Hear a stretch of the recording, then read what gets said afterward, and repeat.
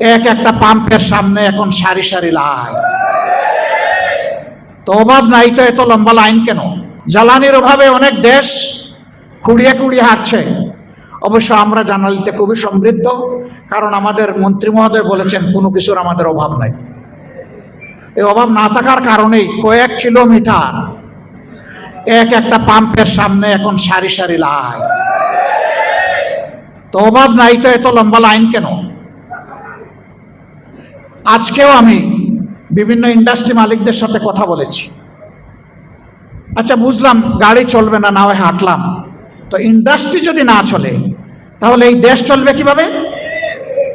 সেই ইন্ডাস্ট্রির চাকা ঘুরতে হলেও তো আমার জ্বালানি লাগবে। এ পরিস্থিতি সৃষ্টি হওয়ার সাথে সাথে বলেছিলাম বিকল্প সন্ধান করুন।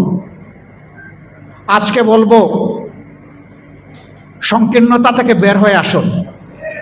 এটা সরকারের একার সমস্যা নয়, এটি 18 কোটি মানুষের সমস্যা।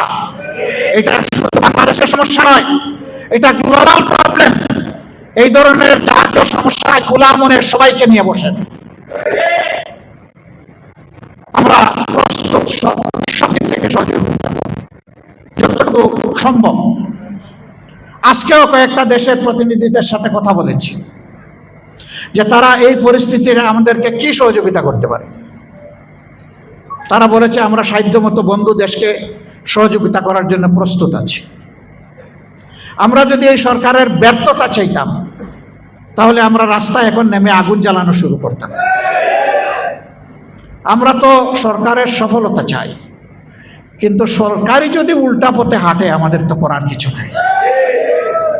সরকারকে সঠিক পথে হাঁটতে হবে। মানুষের আকাঙ্ক্ষাকে সম্মান করুন। একবারে আগামী 29 তারিখ আবার অধিবেশন বসছে। আমাদেরকে নোটিশ দেওয়ার কথা বলা হয়েছে সংস্কার বিষয়ে আলোচনার জন্য। আমরা সুযোগ দিয়ে বলতে চাই, নোটিশের অপেক্ষা না করে অধিবেশন বসার সাথে সাথে ঘোষণা দিন যে আমরা তা আপাদমস্তক যেভাবে সাইন করেছি ওইভাবে বাস্তবায়ন করব।